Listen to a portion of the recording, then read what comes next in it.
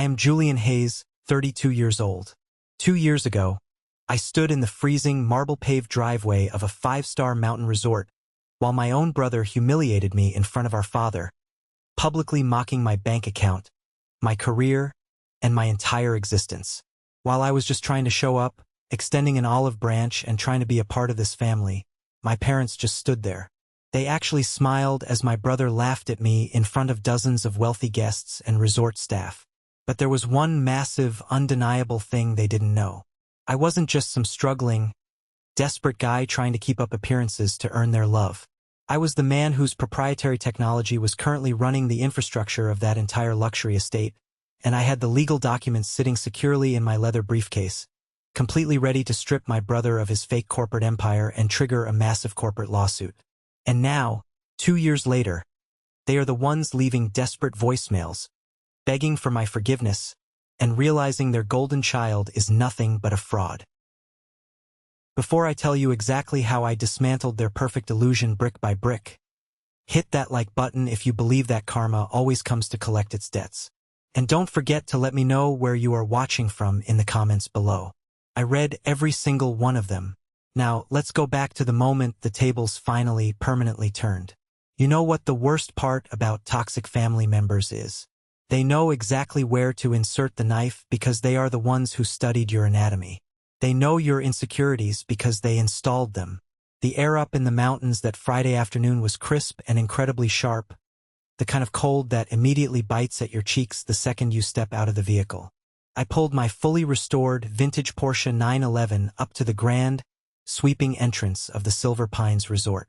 The architecture of the place was breathtaking.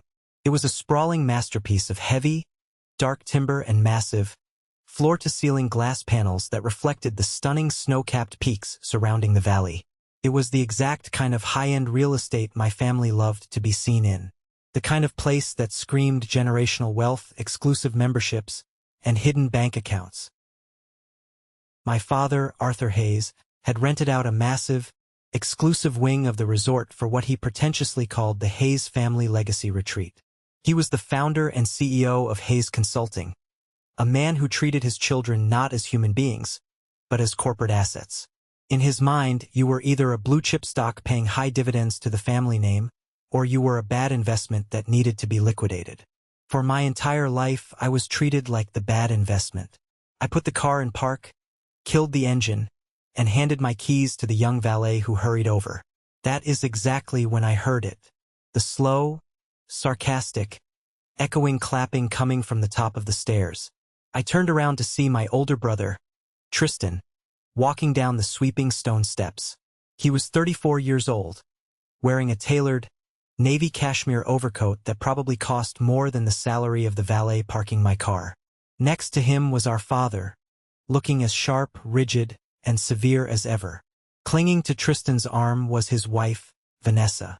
Vanessa had that perfect, heavily contoured, polished smile she always wore when she was about to say something absolutely terrible disguised as a compliment. Tristan stopped a few feet away from me. He looked at my beautiful Porsche, then looked at my simple, unbranded wool coat, and let out a loud, theatrical, mocking laugh.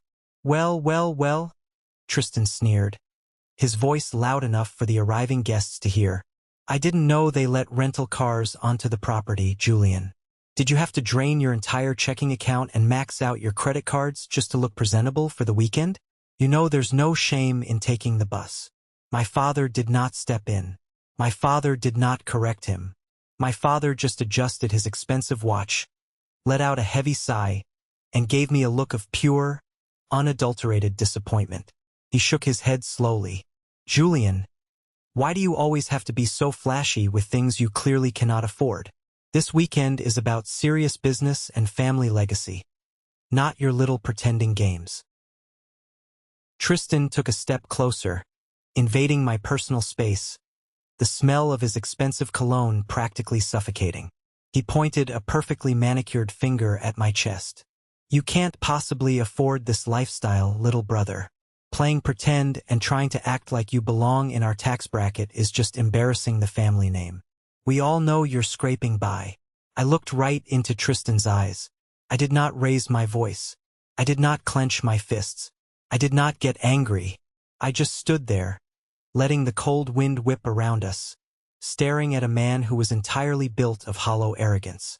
Before I could say a single word in my defense, the heavy, intricately carved oak doors of the main lobby swung open.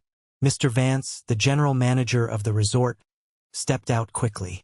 He was a distinguished, silver-haired man who usually only dealt with billionaires, hedge fund managers, and heads of state.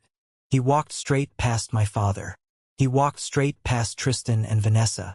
He stopped right in front of me, squared his shoulders, and offered a deep, incredibly respectful bow. "Welcome back, Mr. Hayes," Mr. Vance said, his voice carrying the utmost reverence. "It is an absolute honor to have you with us again. Your private VVIP suite is ready, and we have configured the climate, lighting, and security exactly to your personal system preferences. Shall I have your usual vintage Bordeaux sent up?" The silence that fell over the driveway was absolute. It was deafening. You could have heard a single snowflake hit the pavement. Tristan's smug, arrogant smile vanished instantly. His jaw actually dropped, his mouth hanging open like a fish out of water. Vanessa blinked rapidly, her eyes darting frantically between my worn boots and the impeccably dressed manager. But the absolute best reaction was my father's. Arthur Hayes, a man who prided himself on knowing everything about everyone, a man who controlled every narrative, looked completely derailed. The color drained entirely from his face, leaving him looking pale and suddenly very old. I gave Mr. Vance a polite, warm nod. "Thank you, Mr. Vance. I appreciate the attention to detail. Please send the wine up. I'll be heading to my suite shortly." I turned back to my family. I grabbed my worn leather overnight bag from the valet, looked right into my father's shocked eyes, and walked past them without saying a single word. When I swiped the sleek black keycard and stepped into my massive, multi-room penthouse suite overlooking the sweeping Pine Valley, I didn't feel the need to celebrate. I didn't pour a drink and toast my victory. I just felt a cold, incredibly sharp focus. I walked over to the heavy mahogany desk, set my bag down, and unzipped the front pocket. I pulled out a thick, heavy legal manila folder. Inside that folder was a massive corporate lawsuit waiting to happen, a stack of international patents, and the absolute, undeniable destruction of Tristan's entire career. I poured myself a glass of ice water, looked out at the majestic mountains, and thought about the excruciating decade of hell they put me through to get me to this exact room. 10 years ago, I was 22 years old, fresh out of college, carrying a mountain of student debt, and sitting nervously in my father's cavernous, intimidating home office. The room smelled heavily of expensive imported cigars, old leather bindings, and ego. I was sweating through my cheap, poorly tailored graduation suit. I had spent my entire senior year pulling all-nighters and skipping every social event, building a prototype for a revolutionary smart home integration system. It was raw, it was unpolished, but the core coding was absolutely solid. I just needed a small seed loan to get it off the ground. A tiny fraction of the money my father had happily handed over to Tristan for a failed, pretentious restaurant venture 2 years prior. A venture that went bankrupt and had lawyers fighting over unpaid vendor bills for months. I laid the detailed schematics out on his massive mahogany desk. I eagerly explained the vision. I told him how automated, AI-driven infrastructure was the undeniable future of commercial real estate development. Arthur barely even looked at the papers. He leaned back in his plush leather chair, steepled his fingers beneath his chin, and sighed. It was that heavy, exhausted, deeply patronizing sigh he reserved exclusively for me. "Julian," he started, his tone dripping with condescension, "you lack vision. You're a tinkerer." Hayes Consulting was built on solid, traditional business relationships, face-to-face negotiations, and real estate acquisition, not flashy, unstable tech gimmicks that will be obsolete in a year. You are wasting your degree, and frankly, you are embarrassing my work ethic with these little garage projects. Then came the ultimatum, the trap. He leaned forward, his eyes cold. "If you want to be a part of this family's legacy, you need to earn your keep. Tristan has just been handed a massive promotion to Vice President of Acquisitions. I want you to start at the bottom of his division.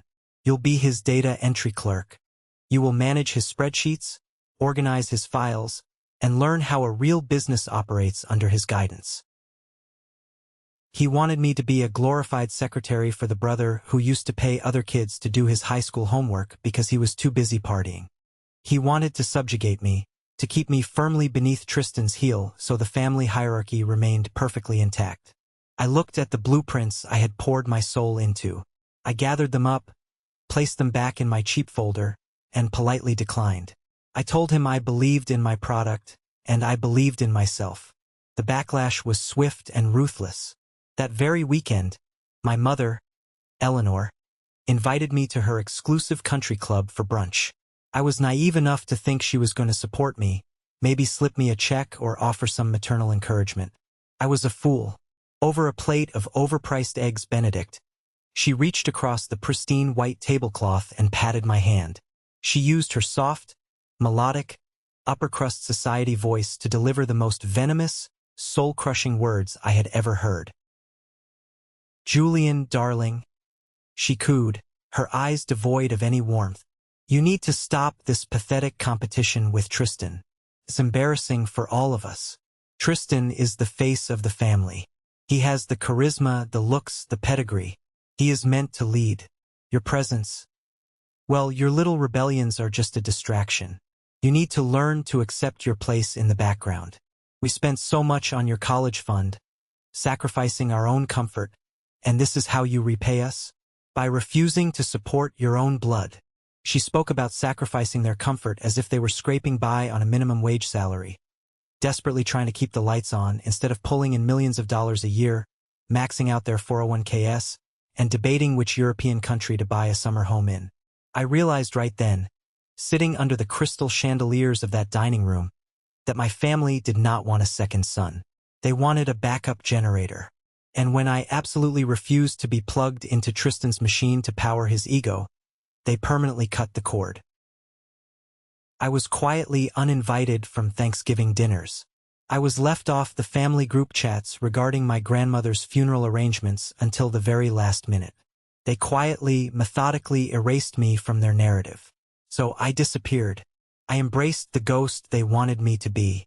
I rented a tiny, miserable, claustrophobic apartment above a 24-hour greasy spoon diner in the bad part of town. The thin walls shook violently every time the fry cook turned on the massive industrial exhaust fan. The place smelled constantly like stale grease, burnt coffee, and desperation. But the rent was cheap, and it gave me a physical space to set up my servers. For the next 5 grueling years, I worked 100-hour weeks. I took exhausting freelance coding jobs, building boring back-end systems for local dentists and mechanics just to pay the rent and keep the electricity on. I dumped every single spare penny into my company. It was brutal, bone-crushing work. There were nights I slept on the hard, splintered wooden floor because my spine was too shot to climb into my mattress on the floor. During that dark period, I brought on a guy from my college days named Greg. Greg was a brilliant front-end developer, a guy who could make any interface look beautiful, but he had absolutely zero patience or loyalty. He wanted quick, easy cash. He wanted to sell our half-finished, unpatented software to the first venture capital buyer who offered us pennies on the dollar. I wanted to build an empire. I wanted to secure airtight patents. When I flatly refused to sell out early, Greg exploded. He packed up his monitors, called me a delusional, arrogant loser, and walked out the door. He promised me I would die broke and alone in that diner apartment. Meanwhile, as I was eating ramen noodles and writing code at 3 a.m., I had to watch Tristan's incredibly fake life unfold on social media. My mother posted endless, curated photos of Tristan and Vanessa on chartered yachts, smiling at charity galas, and standing smugly in front of private jets they didn't own. Tristan was perfectly playing the role of the visionary CEO, fueled entirely by Arthur's money, connections, and aggressive lawyers. They were building a massive legacy made entirely of wet paper. I was building one made of reinforced steel. By my late 20s, I finally finalized my core patent. I had successfully developed an adaptive AI system that could flawlessly regulate energy, security, and climate control for massive commercial buildings, cutting a corporation's overhead utility costs by an astonishing 30%. I didn't waste time chasing local clout or begging for my father's approval. I took my tech straight to Europe. I secured my first major multimillion-dollar contract in Zurich. Then Berlin. Then Geneva. The money started flowing in. Not just a comfortable salary, but real, staggering, generational wealth. I hired a brilliant, ruthless lead engineer named Elena, built a highly secure corporate headquarters downtown, and kept my name entirely out of the press. I operated strictly under a holding company. I wanted my work, my product, to speak for itself, unattached to the poisoned Hayes name. Then, the heavy cardstock invitation arrived in the mail. The Hayes family legacy retreat. My mother had included a passive-aggressive handwritten note on the back, stating she hoped I could afford to take a few days off from my little computer hobbies to celebrate my brother's achievements. I knew exactly what this retreat was. It was a corporate coronation. Arthur was getting ready to step down and officially, legally hand the entire kingdom, the inheritance, the real estate portfolio over to Tristan. I looked at the invitation. I looked at the massive legal team working diligently outside my soundproof glass office. I decided it was finally time to go home and attend the coronation. The private dining room at the resort that evening was nothing short of spectacular. Massive crystal chandeliers hung low over a sprawling, polished mahogany table. Waiters in crisp white gloves silently poured vintage French wine. Sitting at the table were the core family members: my parents, Tristan, and Vanessa. But there were also two very important guests present to witness the weekend's events. One was my Aunt Clara, Arthur's younger sister. Clara was a sharp, fiercely independent woman and the only person in the entire family who saw completely through Tristan's glossy nonsense. Whenever I was around, she always gave me a warm, knowing smile that told me she understood my silence. The other guest was Mr. Sterling, the senior board member and majority stakeholder of Hayes Consulting. He was an old-school, ruthless, incredibly wealthy businessman who held incredible sway over the company's financial future. Towards the end of the main course, Arthur tapped his silver knife against his crystal wine glass to command the room's attention. He stood up, chest puffed out, radiating arrogant pride. He gave a long, winding, self-indulgent speech about the future of commercial real estate, the changing tides of the global market, and the importance of strong bloodlines. Then he raised his glass high toward Tristan. Arthur proudly, loudly announced that Tristan had just single-handedly secured the biggest consulting contract in the 30-year history of the company. A 5-year comprehensive systems overhaul for the massive Apex Corporation. My father called Tristan a true visionary. He said the family legacy, the entire inheritance, was secure in his highly capable hands. Everyone at the table clapped enthusiastically. Vanessa beamed, resting her manicured hand on Tristan's arm, playing the perfect, adoring corporate wife. Tristan soaked the applause in like a sponge, his ego expanding to fill the room. Then, because Tristan could never just win gracefully, because he always had to make absolutely sure I was losing, he set his sights on me. Tristan leaned forward, lazily swirling his expensive wine. He looked down the length of the table at me and, with a smirk, asked how my little light bulb fixing business was doing. He loudly told the table that I was a classic tinkerer, a guy always playing with wires in the dark, never quite grasping the big picture of real business. He offered, in a tone dripping with fake, sickening pity, to maybe throw me a tiny subcontractor gig on the Apex deal if I needed to pay off some credit cards or catch up on my rent. I slowly set my fork down. The silver clinked sharply against the fine bone china. I looked at Tristan, letting his words hang in the air, then shifted my gaze over to Mr. Sterling, who was watching the exchange with narrowed, calculating eyes. I calmly, clearly stated that taking a 5-year contract with Apex Corporation was absolute financial suicide. The table went dead silent. The jovial atmosphere evaporated instantly. Arthur's face flushed a deep, angry red. He slammed his hand on the table and demanded to know what the hell I was talking about. accusing me of trying to ruin his son's moment. I kept my voice perfectly even, completely devoid of emotion. I explained to the table that Apex was notorious in the European market for cycling through consulting firms. They would drain a firm's resources for the initial, expensive overhauls and then intentionally break the contract in year 2, tying the consulting firm up in years of litigation with an army of corporate lawyers until the firm went bankrupt. I mentioned very casually that their purchasing director, a Mr. Roth, had actually flown private to my corporate office in Zurich 6 months ago, practically begging to license my automated infrastructure software. "And what did you do, Julian?" Aunt Clara asked, her eyes twinkling with suppressed amusement. "I turned him down flat," I replied, staring directly at my father. "Because my financial analysts ran a background check and discovered their credit rating was completely fabricated. They are insolvent." Tristan exploded. He slammed both hands on the table, making the silverware violently rattle. He called me a pathetic, jealous liar. He screamed that there was absolutely no way a massive international director like Mr. Roth would ever step foot in whatever greasy basement I was operating out of. His face was purple with rage. He accused me of being insanely jealous of his promotion. He yelled that I was probably drowning in shady, illegal debt, taking loans from dangerous people just to rent that Porsche and fake my way through the weekend. He pointed a shaking finger right at my chest, his voice echoing in the large room. "You are a fraud, Julian.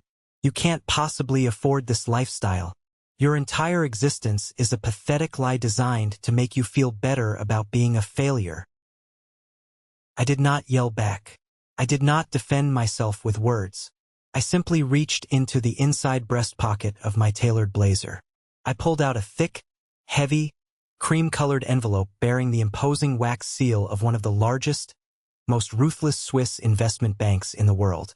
I placed it gently on the polished mahogany table and slid it smoothly down the length of the wood, directly toward my father. "You don't have to take my word for it," I said quietly. "You're welcome to open it, Arthur." Arthur frowned, his anger momentarily replaced by deep confusion. He picked up the envelope, broke the thick wax seal, and pulled out the crisp, watermarked legal documents inside. I watched his eyes scan the text. I watched his pupils dilate in absolute shock. I watched the arrogant, unyielding posture completely collapse out of his spine as the reality of the numbers hit his brain. It was a formal, legally binding letter of intent for a total corporate buyout of my holding company. The offer from the Geneva Fund was $48 million. Cash. Arthur's voice actually shook, cracking like a dry branch, when he read the number out loud to the silent room. $48 million. Tristan froze as if he had been struck by lightning. The smug, condescending color drained entirely from Vanessa's face, leaving her looking physically ill. Mr. Sterling leaned far forward in his chair, his posture totally changing, his eyes suddenly incredibly sharp and intensely interested in me. Aunt Clara just took a slow, highly satisfied sip of her wine, hiding a brilliant predatory smirk behind her crystal glass. I looked directly into Tristan's panicked eyes. I didn't gloat. I just delivered the final blow. "I'm not going to take the offer, obviously," I said casually, adjusting my cuffs. "My analysts project my company will double that valuation by the next fiscal quarter once our Singapore division opens. But Tristan, seriously, make sure your lawyers read the fine print on that Apex contract before it completely bankrupts Arthur's company and ruins your inheritance." I politely excused myself from the table, stood up, and walked out of the dining room, leaving them suffocating in the heavy, crushing, undeniable reality of my success. The next afternoon was the absolute centerpiece of the entire weekend. The heavily anticipated Hayes Family Vision presentation. It was held in the resort's summit room, a gorgeous, state-of-the-art conference space with floor-to-ceiling windows overlooking the sweeping pine valleys. The board members were all seated, the senior partners had flown in, and my family sat rigidly in the front row. Tristan was up at the podium. He desperately needed to recover from the absolute humiliation I had handed him at dinner, and I knew a man with an ego that fragile, a man so terrified of losing his golden child status, would do something incredibly desperate. I just didn't realize how dirty and pathetic he was willing to play. Tristan clicked through his slick, overly designed slides using empty corporate buzzwords, talking about market dominance, aggressive expansion, and synergy. Then he paused. He took a deep breath and put on his best, most deeply concerned, sorrowful face. He told the crowded room that transparency and honesty were the absolute core values of Hayes Consulting. He said it broke his heart as a brother to do this, but he needed to protect the board from being manipulated by false information and fabricated wealth. He clicked the remote. A massive screenshot appeared on the main projector. It was a website, but it wasn't my current, highly secure corporate domain. It was the horrible, clunky, embarrassing landing page Greg and I had built 7 years ago when we were starving and working out of that greasy diner apartment. It had a terrible, pixelated logo, broken HTML links, and a list of basic IT services that looked like a neighborhood teenager's handyman flyer. Tristan sighed heavily into the microphone, acting like a martyr. He told the room that this pathetic website was the reality of my so-called tech empire. He told the board that I was clearly suffering from severe delusions of grandeur, perhaps a mental breakdown, and that the Swiss bank document at dinner must have been a highly illegal forgery I bought online. He painted me as a mentally unstable fraud who needed urgent psychiatric help, not a seat at the adult table. In the front row, Vanessa actually pulled a tissue from her designer purse and dabbed at her dry eyes, playing the role of the deeply heartbroken, concerned sister-in-law to perfection. It was a brutal, highly calculated public assassination of my character. It was designed to completely discredit me before I could ever challenge his authority again. But Tristan made one fatal, arrogant mistake. He relied on Greg, a bitter ex-partner who hadn't spoken to me in 7 years, for his intel. I didn't yell. I didn't throw a fit. I simply stood up from my chair in the back row. The room tensed.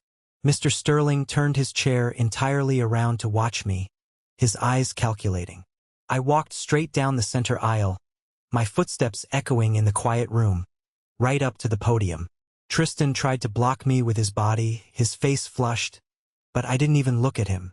I reached out, pulled the HDMI cable out of his laptop, and plugged it directly into my own encrypted tablet. I looked at the senior partners. My brother is absolutely right about one thing, I said, my voice projecting clearly across the room. Transparency is paramount. I tapped my screen. The projector flashed brilliantly. Up came my actual live corporate dashboard. Real-time metrics from servers across 3 continents. I pulled up the certified, heavily stamped audit reports from the International Bank. I pulled up the active, multimillion-dollar licensing agreements with 3 of the largest commercial real estate developers in Europe. And finally, I displayed the official government-issued patent registry for the AI infrastructure software, with my name and my holding company stamped across the top. I turned to face the completely stunned audience.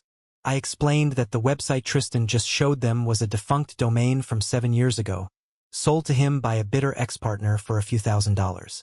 I looked at Tristan, who was now sweating profusely through his custom-tailored shirt, his hands shaking. Real businessmen, I said, my voice cold as ice, do not need to dig through the trash to prove their worth, and they certainly don't lie to their board of directors. The room was completely quiet. The senior partners were furiously taking notes. Tristan looked like he wanted the floor to open up and swallow him whole. Vanessa's fake tears vanished instantly. Arthur sat frozen, staring at the undeniable proof of his monumental misjudgment. I walked back to my seat, calmly packed my tablet into my leather bag, and left the conference room without looking back. Later that evening, back in the quiet sanctuary of my suite, my encrypted phone buzzed. It was Elena, my lead engineer back at headquarters. She had been running a deep, aggressive trace on a series of anonymous, highly defamatory emails that had been sent to my European partners over the last 2 weeks, trying to falsely accuse me of intellectual property theft and tank my reputation. Elena's voice was sharp. She told me she had cracked the routing. The metadata and the IP address were a direct, undeniable match. The sabotage emails didn't come from a corporate competitor. They came directly from Tristan and Vanessa's private home network. Vanessa had been meticulously crafting the lies, and Tristan had been sending them. It was a federal offense. It was actionable corporate sabotage. I thanked Elena, told her to package the evidence for our legal team, and hung up. I stared out the window into the dark, freezing mountain night. The betrayal was so incredibly deep it almost felt cold. My own brother was trying to destroy my livelihood. Then my phone rang again. It was an unknown number. I hesitated, then answered it. It was Liam, Tristan's personal assistant. His voice was shaking violently, whispering into the receiver. He told me he was hiding in the resort's catering kitchen. He said he couldn't keep the secret anymore because he knew Tristan's arrogance was going to destroy the entire company and cost hundreds of people their jobs. Liam told me exactly what Tristan was planning to present at the massive, highly publicized shareholder banquet in 3 months. The grand reveal of Tristan's new, revolutionary product that was supposed to secure his position as CEO. When Liam told me what the product was, the blood completely froze in my veins. Tristan hadn't just tried to ruin my reputation. He hadn't just lied to the board. He had stolen from me. He had stolen my original blueprints. And he was about to present my own patented technology to the world as his own invention. I told Liam to secure all internal files, keep his head down, and wait for my signal. I ended the call. The storm wasn't over. It was just gathering its true strength, and I was going to be the one to bring the lightning. For 3 long, agonizingly slow months following the mountain retreat, I did absolutely nothing. I did not call my father to demand an apology. I did not retaliate publicly against Tristan's pathetic, desperate smear campaign. I simply sat in my highly secure downtown corporate office, surrounded by my brilliant engineering team, and I watched the clock tick down. Patience is the ultimate, undeniable weapon of the self-made man. People who inherit their power, people exactly like my older brother, have absolutely no concept of patience because they have never actually had to wait for anything in their entire privileged lives. They want the massive executive promotion immediately. They want the staggering 6-figure salary bump without ever putting in the grueling hours. They want to secure the multi-million-dollar family inheritance before the funeral even happens. I knew with absolute certainty that Tristan's blind arrogance would be his own executioner. I just needed to be disciplined enough to hand him the rope and watch him tie the knot. During this period of intense waiting, Liam, Tristan's incredibly anxious but morally conflicted personal assistant, became my absolute lifeline. Every single Friday evening, precisely at 6 o'clock, Liam would call me from an untraceable burner phone while sitting in a crowded, noisy coffee shop 3 towns over from the Hayes Consulting corporate headquarters. He fed me the exact, terrifying details of Tristan's grand scheme. Tristan was taking the old, unrefined, highly flawed blueprints I had naively shown my father a decade ago in his study, wrapping them in a shiny new corporate presentation, and brazenly branding the stolen technology as Hayes Sync. It was supposed to be a revolutionary, proprietary automated infrastructure system that would theoretically guarantee Hayes Consulting a total, unshakable monopoly over the entire European commercial real estate market. Tristan had recklessly hired a massive team of external, highly paid graphic designers and marketing consultants to create stunning, hyper-realistic 3D renderings of the system. He was bleeding millions of our father's investment capital on a massive advertising campaign for a product he fundamentally did not understand, could not code, and could not actually build. It was the ultimate corporate illusion, a house of cards built on a foundation of pure theft. And Arthur, completely blinded by his desperate, consuming need for a perfect golden heir, was blindly rubber-stamping every single fraudulent expense report Tristan slid across his desk. The grand stage for this monumental fraud was officially set at the annual Hayes Consulting shareholder banquet. This was not just a simple corporate dinner. It was the single most important night of the fiscal year. It was the critical night where massive financial decisions were made, where ruthless board members heavily scrutinized the company's trajectory, and where tens of millions of dollars in investment capital hung delicately in the balance. It was being held at the Grand Ballroom of the Plaza Hotel, a venue so incredibly exclusive and expensive it took 2 full years just to get on their waiting list. I obviously did not receive a formal invitation. I did not need one. I owned the company that handled the plaza's entire back-end security protocol. When the highly anticipated night of the banquet finally arrived, the city was freezing, hammered by a bitter, relentless winter storm that coated the streets in black ice. I wore a tailored midnight charcoal suit, sharp, incredibly expensive, but completely understated. I did not want to look like a man seeking attention. I wanted to look like an executioner. I carried a heavy, reinforced steel briefcase. Inside that incredibly secure briefcase was the physical, fully functional prototype of the exact technology Tristan was about to claim as his own, along with a thick stack of legally binding, government-stamped patent documents proving my absolute ownership. I walked into the lavish plaza lobby, blending perfectly with the massive sea of wealthy investors, anxious stakeholders, and sharp corporate lawyers. The grand ballroom was a staggering spectacle of excessive, unearned wealth. Massive, glittering crystal chandeliers bathed the enormous room in a warm, golden, flattering glow. Waiters in immaculate white tuxedos glided silently between the tables, carrying heavy silver trays of expensive champagne and imported caviar. I stood quietly near the back of the room, partially obscured by a massive, towering floral arrangement, and simply watched my family operate in their natural habitat. My mother, Eleanor, was wearing an absolutely stunning, custom-designed gown, practically holding court near the front row of VIP tables. She looked incredibly proud, beaming with a sickeningly sweet smile, accepting premature congratulations from other wealthy corporate wives, as if she had personally engineered the revolutionary technology herself. Arthur was aggressively working the room like a seasoned, desperate politician, shaking hands firmly, patting powerful board members on the back, and directing everyone's attention toward the massive, brightly lit stage at the front of the room. He was glowing with validation. This was his lifelong dream realized. His chosen son, the golden child he had groomed for decades, was about to cement the family legacy forever. Then the main lights dimmed. A sudden, expectant hush fell over the massive crowd of 300 people. Epic, cinematic, incredibly dramatic music began to play over the state-of-the-art sound system. A brilliant, blinding white spotlight hit the exact center of the stage. Tristan walked out.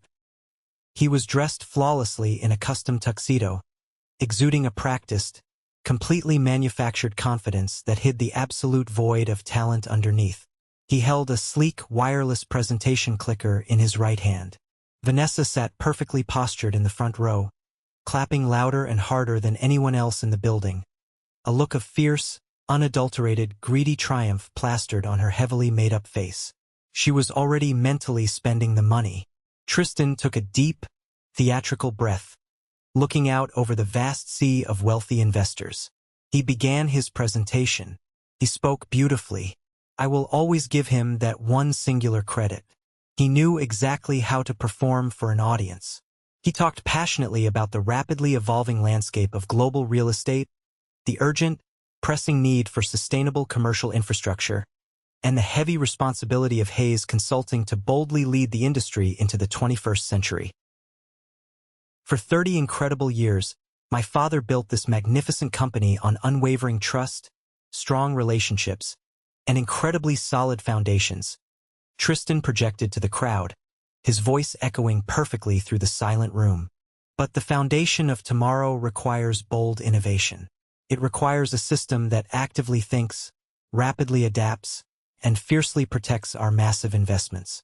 Tonight, I am incredibly proud and deeply humbled to finally unveil a highly classified project I have been personally developing in absolute secrecy for the last 4 years.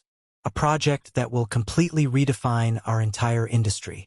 He raised his hand dramatically and clicked the wireless remote. The massive, high-definition screen behind him ignited with brilliant color.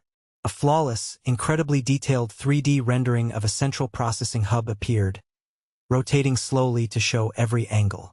Massive, bold, glowing letters flashed across the massive screen. Hayes Sync. The crowd let out a collective, highly impressed gasp of admiration. Arthur nodded solemnly in the front row, His chest puffed out so far the buttons on his tuxedo looked strained. Mr. Sterling, sitting quietly at the center head table, leaned forward, clearly intrigued by the stunning visual spectacle. Tristan confidently began to break down the highly complex technical specifications. He smoothly described the adaptive climate control protocols, the automated, unbreakable security grids, and the revolutionary energy efficiency algorithms. I stood in the back of the room, my blood running ice cold. He was literally reading the exact, specific bullet points from the blueprint I had poured my blood, sweat, and endless tears into a decade ago in that miserable, roach-infested diner apartment. He was brazenly stealing my entire life's work, my countless sleepless nights, and the undeniable genius of my engineering team, and he was serving it up to the world as his own brilliant vision. He confidently promised the eager board of directors that the physical prototype was already in the final stages of manufacturing, and that they would begin exclusive, highly lucrative installations within the next 2 financial quarters. The applause that followed was absolutely thunderous. It was an immediate standing ovation. Powerful people were eagerly getting to their feet, clapping wildly for a man who could not even write a basic line of HTML code if his life depended on it. I watched Vanessa stand up eagerly, cheering wildly for the husband who was about to secure her a massive, multi-generational inheritance. I watched my mother delicately wipe a tear of absolute, overflowing joy from her eye. I watched my father look up at his eldest son with the pure, unadulterated, unconditional pride he had actively and cruelly denied me my entire life. I gripped the cold steel handle of my heavy briefcase. The metal felt incredibly grounding against my sweating palm. I waited patiently for the applause to reach its absolute, deafening peak. I waited until Tristan was completely, entirely bathed in the glorious light of his stolen achievement. I waited until he felt completely, utterly untouchable. Then, I stepped out from behind the floral arrangement and started walking down the center aisle. The grand, cavernous ballroom was still actively echoing with enthusiastic, ringing applause when I stepped confidently out from the deep shadows at the back of the room and began my slow, incredibly deliberate walk down the long, heavily carpeted center aisle. I did not rush my steps. I did not run like a madman. I walked with the heavy, undeniable, terrifying weight of a man who possessed the absolute, destructive truth. The wealthy investors seated at the back tables noticed my presence first. The loud clapping nearest to me began to falter awkwardly, then stop entirely as people turned their heads in deep confusion. The sudden, eerie silence spread like a highly contagious virus, moving steadily from the back of the massive room all the way to the front rows. By the time I reached the exact halfway point of the long aisle, the thunderous, joyful standing ovation had completely died, replaced by an incredibly tense, heavy, suffocating silence that felt exactly like a funeral. Tristan was standing proudly at the wooden podium, a massive, victorious, deeply arrogant smile plastered across his face. But as the entire room fell completely quiet, he finally looked past the adoring front row. He scanned the aisle. He saw me. His massive smile did not just fade. It violently, spectacularly shattered. The practiced, arrogant, perfectly postured CEO persona completely collapsed in real time. He gripped the sharp edges of the wooden podium so incredibly hard his knuckles turned stark, bone white. He looked exactly like a terrified man who had just seen a vengeful ghost walk out of a freshly dug grave. I finally reached the very front of the room. The silence was absolutely, terrifyingly suffocating.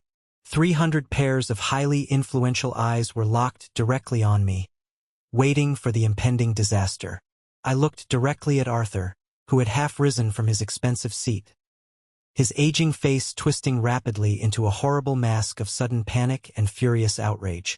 I looked at Vanessa, whose clapping hands had dropped limply to her sides, her jaw hanging entirely slack in disbelief. I looked at Mr. Sterling, the ruthless senior board member, whose sharp, calculating eyes darted suspiciously from Tristan's visibly terrified face to the heavy steel briefcase gripped tightly in my right hand. I did not ask for a microphone.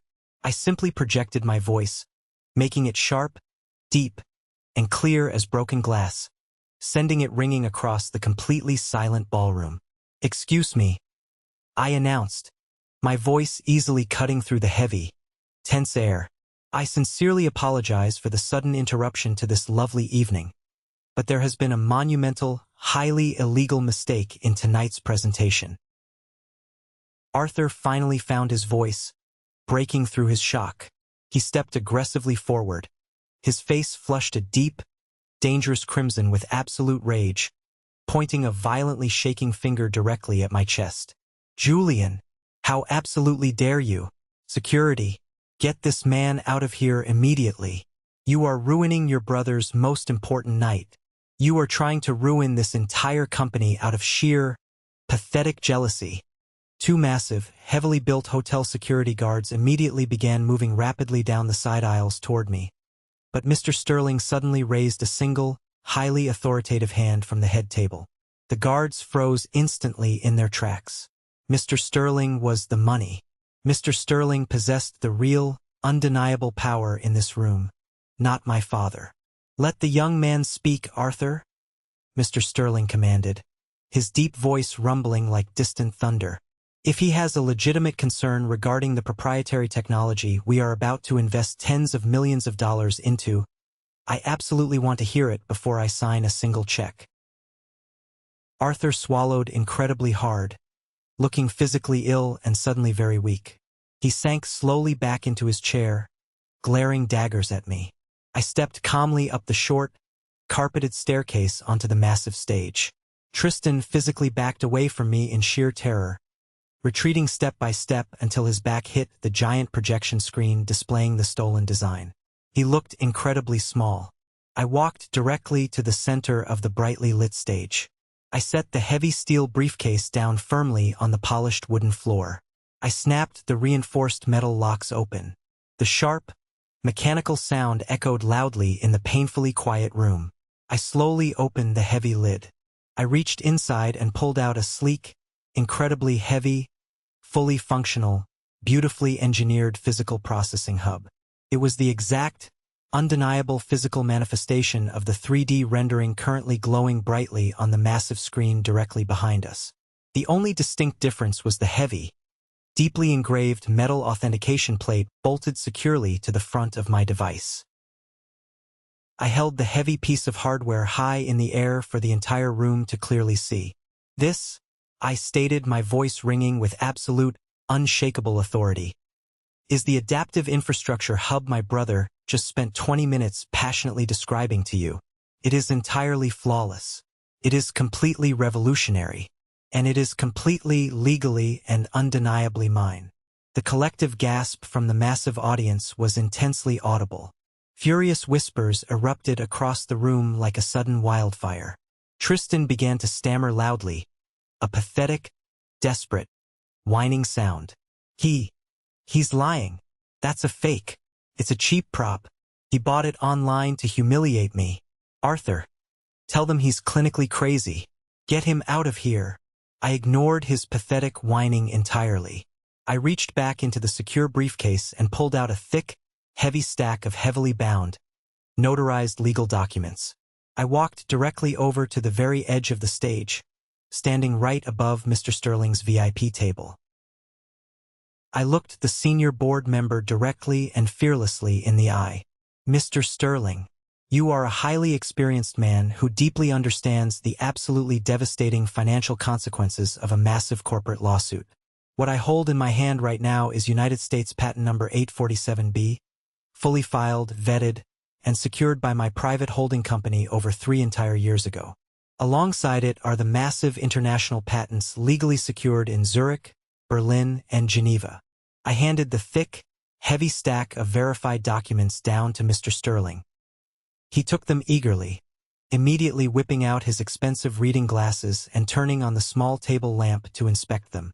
I turned back to face the massive crowd, pointing an accusatory finger directly at the massive screen behind the trembling Tristan. "The beautiful design you see glowing on that screen is a direct, unauthorized, highly illegal replica of my deeply proprietary technology. My brother did not invent this system. He stole the early schematic drawings I personally presented to my father a decade ago. He paid external designers millions of your dollars to render my private work, and he stands before you tonight attempting to commit massive, undeniable corporate fraud by securing your massive investment capital for a product he legally cannot manufacture, sell, distribute, or even touch. The frantic whispers in the room instantly turned into a chaotic, angry uproar. Wealthy investors were rapidly pulling out their phones, furiously texting their legal teams and stockbrokers. Board members were shouting angrily at each other across the tables. Arthur looked like he was having a massive heart attack. He stumbled blindly forward, desperately grabbing the edge of the stage for physical support. Julian, this is absolute madness. We are your family. You cannot possibly do this to your own brother. You are destroying his promotion. You are destroying the massive college fund for his future children. Think about your poor mother. Think about the Hayes legacy. I looked down at my sweating, desperate father, the man who had actively humiliated me, completely discarded me, and tried to aggressively force me into a life of quiet servitude. You completely lost the right to use the word family 10 agonizing years ago, Arthur, I replied coldly, showing absolutely zero mercy. You wanted a grand legacy. Well, take a good look around. This is it. This is the legacy you built. A pathetic golden child who has to actively steal to survive, and a father entirely too blind to see the rot in his own house. Mr. Sterling suddenly slammed his heavy, meaty hand violently down on his wooden table. The incredibly loud crack instantly silenced the chaotic room once again. He stood up slowly to his full height, tightly holding my patent documents in his hand. His face was a terrifying mask of pure, unadulterated corporate fury. He looked directly at Tristan, who was now trembling visibly, practically crying against the massive screen.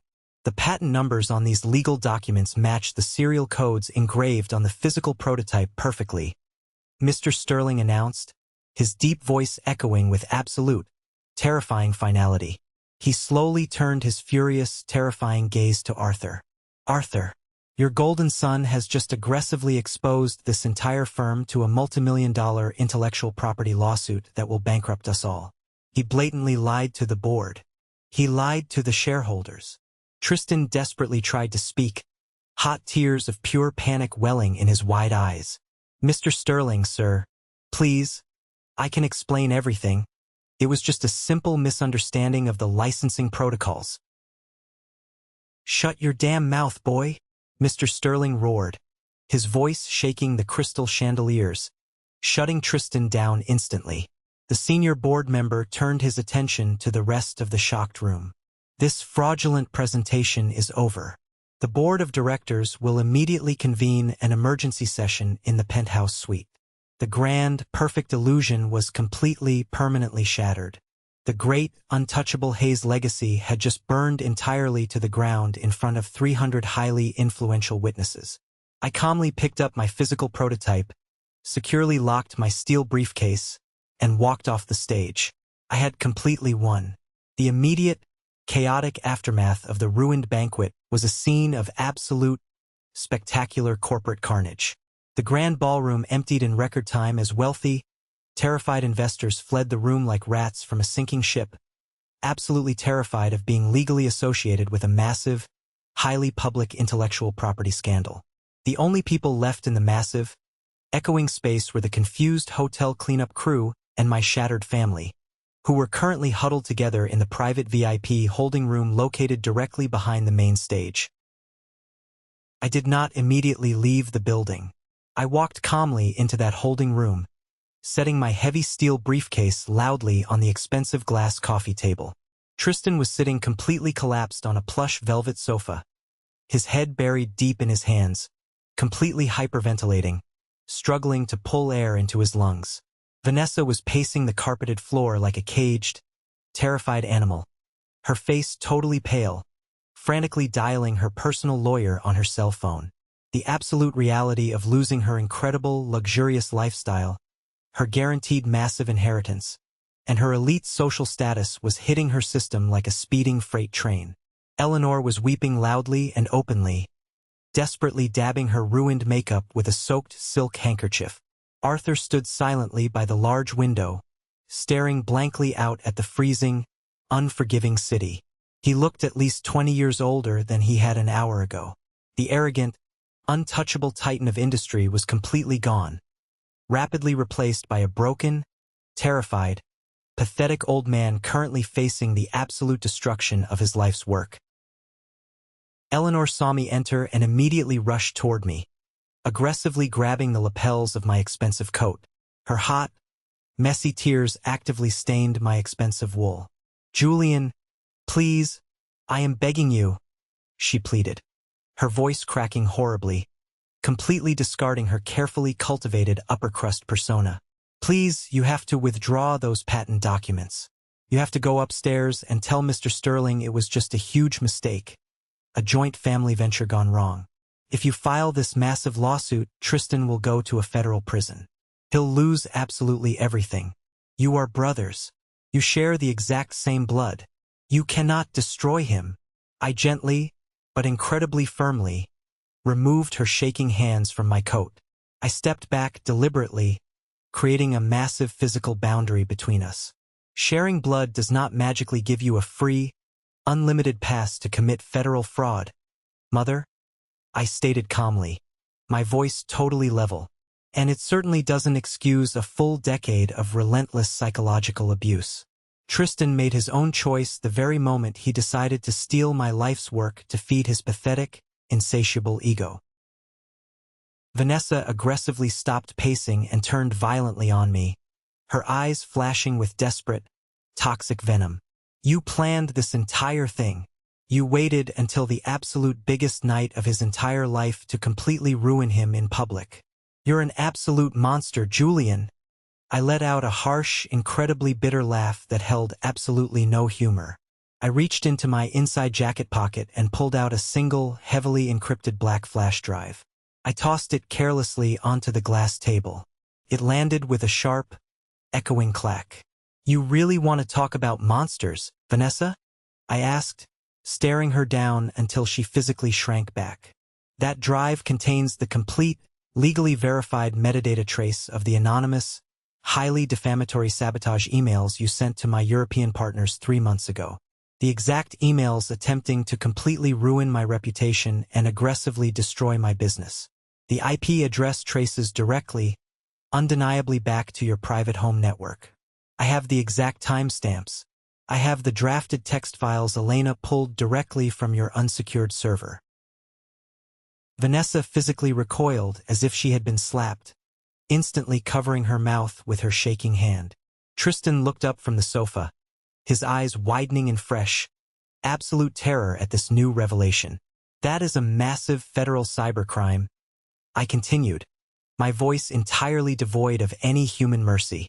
"It is blatant corporate espionage. If I hand that drive over to the authorities tomorrow morning, both of you will be facing severe, lengthy jail time, and any judge in this country will rapidly grant a massive civil judgment that will aggressively seize every single asset you currently own." Arthur finally turned heavily away from the window. He walked slowly, painfully toward the center of the room. He looked down at the small flash drive, then looked directly at Tristan with a level of pure, unadulterated disgust I had never seen on a father's face before. "Arthur," I said, addressing my broken father directly, "you have exactly 1 hour before Mr. Sterling convenes that emergency board meeting upstairs. You know exactly what you have to do to save yourself." Arthur closed his eyes tightly. He took a deep, shuddering, painful breath. When he opened them, the brutal decision was made.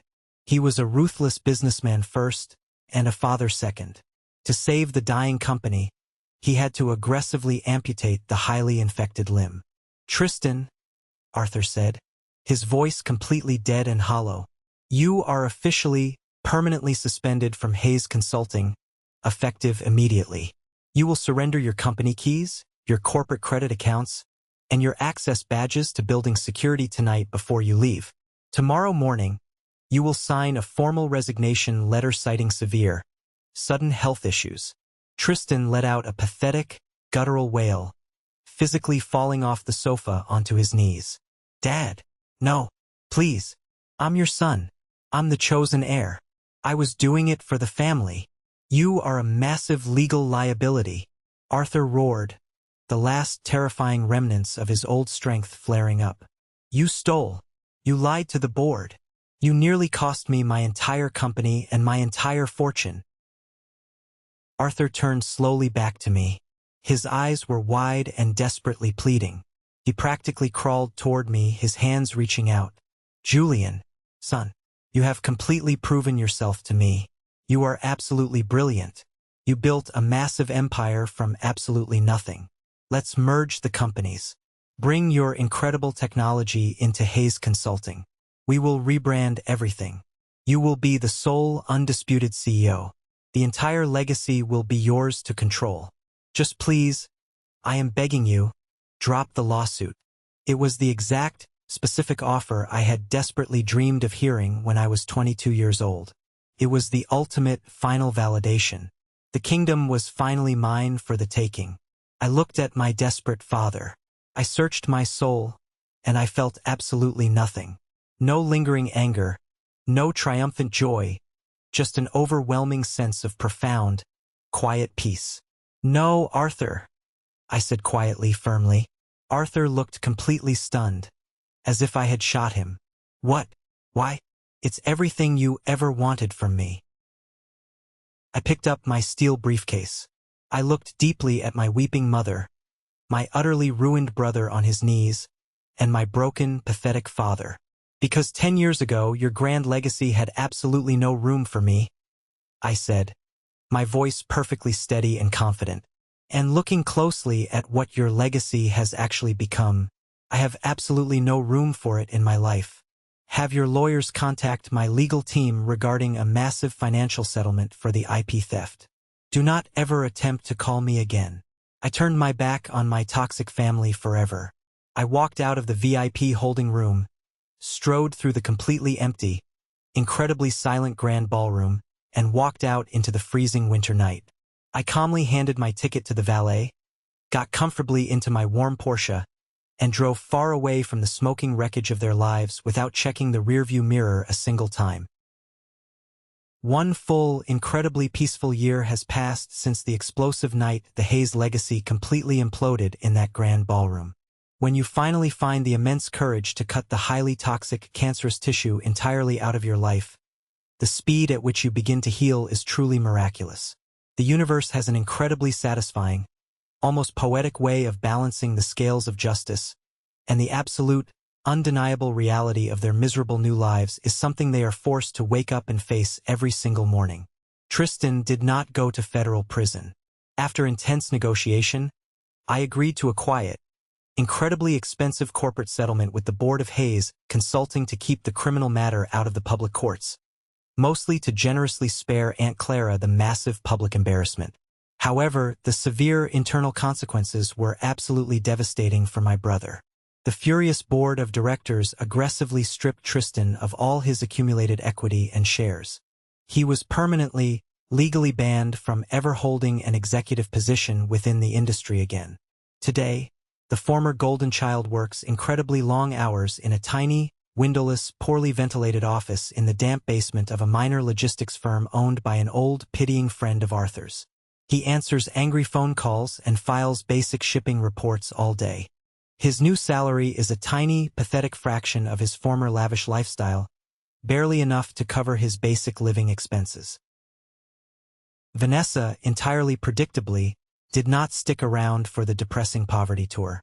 The exact moment the corporate credit cards were frozen, the massive salary was slashed, and the luxury cars were aggressively repossessed by the bank, she immediately filed for divorce. It was a brutal, incredibly ugly, highly publicized legal battle.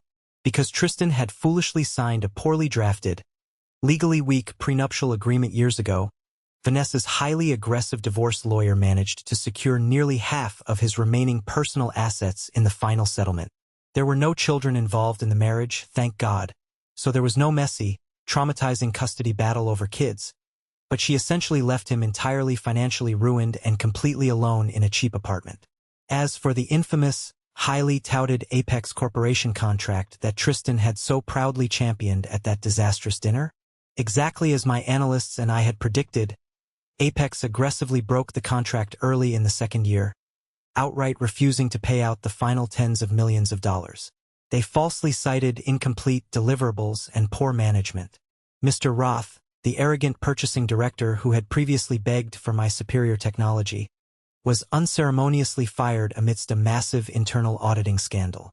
Hayes Consulting took a massive, catastrophic financial hit from the fallout, forcing Arthur into an early, highly stressful, and deeply disgraced retirement. His once proud real estate empire is now a fraction of its former glory. My life, on the other hand, rapidly expanded into territories I never even dreamed were possible when I was sleeping on that hard diner floor. My holding company officially, highly successfully launched the AI infrastructure technology across all of Europe and rapidly expanded into the highly lucrative Asian markets. We recently opened a massive, state-of-the-art new headquarters in downtown Tokyo. The immense wealth I have generated is completely secure, totally independent, and heavily guarded by my own dedicated legal team. But vastly more importantly than the money in the bank, I finally found absolute, profound peace of mind. Late one night, about 6 months ago, my private, unlisted phone rang. It was Arthur. I debated simply ignoring it, but curiosity won, and I answered. The line was quiet for a very long time. I could clearly hear his heavy, tired, labored breathing through the speaker. "I saw the massive article in the Wall Street Journal," Arthur finally said, his voice incredibly raspy and frail, sounding completely defeated, "about the massive Singapore expansion."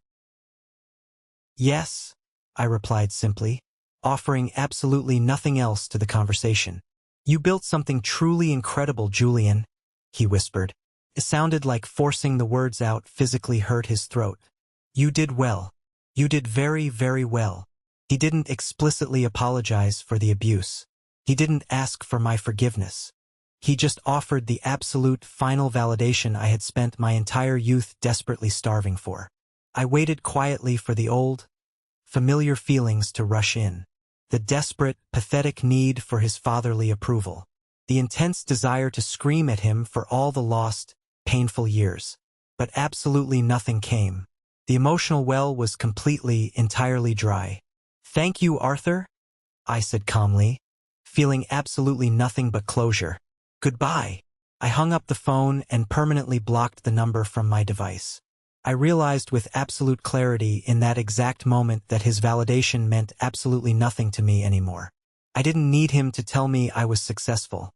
I had the massive patents, the thriving company, and the deep self-respect to continually prove it to myself every single day.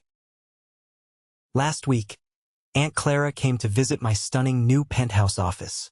She brought a beautiful bottle of incredible vintage wine and a small, elegantly framed photograph. It was a picture of me, taken when I was exactly 10 years old, covered in engine grease, holding a broken toaster I had successfully taken apart and put back together. It was the only surviving picture from my entire childhood where I was actually smiling a genuine, truly happy smile. Clara poured us both a generous glass of wine. She looked around my beautiful, expansive office, then looked deeply at me with immense, genuine pride.